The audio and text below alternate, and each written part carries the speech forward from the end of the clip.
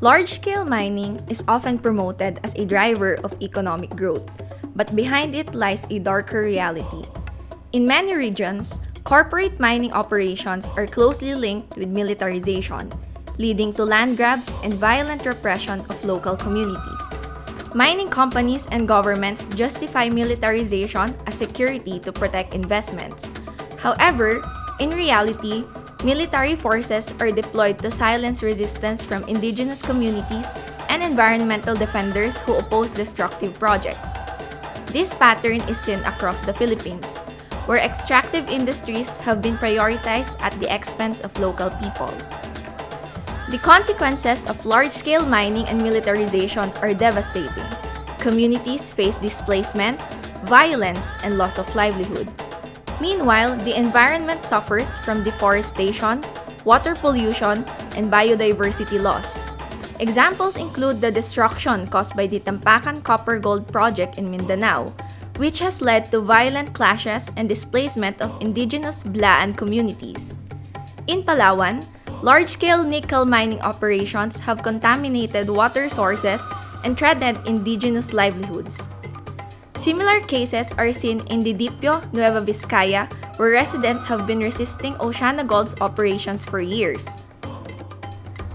Global Witness and Kalikasan People's Network for the Environment documented several of these examples and their impacts in their report, The Green Transition's Dirty Footprint.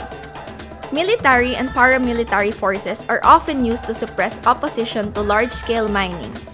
Under counterinsurgency programs like the National Task Force to End Local Communist Armed Conflict, or NTF-LCAC, indigenous activists and environmental defenders are red-tagged, harassed, and even killed. The killing of anti-mining advocate Juvie Capion in Mindanao and the violent dispersal of barricades in Didipio illustrate how state forces are weaponized to protect corporate interests. Despite the risks, communities continue to resist. In Didipio, Nueva Vizcaya, residents and environmental groups have maintained a long-standing barricade against OceanaGold, calling for the non-renewal of its mining permit. In Palawan, indigenous groups successfully pushed for a cease and desist order against mining operations that encroach on their ancestral domains. The Tampakan struggle continues, with indigenous communities fighting for their right to land and self-determination. The Philippines mining sector is heavily influenced by foreign corporations, particularly those from Canada, Australia, and China. The push for critical minerals under global green energy transition has intensified extraction efforts, often at the expense of indigenous communities. Military forces are deployed to safeguard these investments, reinforcing the cycle of resource plunder and violence. Large-scale mining and militarization are interconnected issues that require collective action.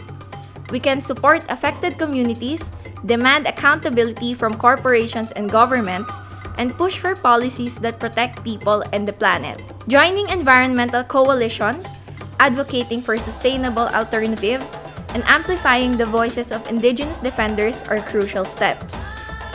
The struggle against destructive mining and militarization is not just an environmental issue. It is a fight for human rights, sovereignty, and justice. It is up to us to ensure a future where natural resources benefit the people, not corporations. The fight continues, and we must stand with those who defend our lands and our rights.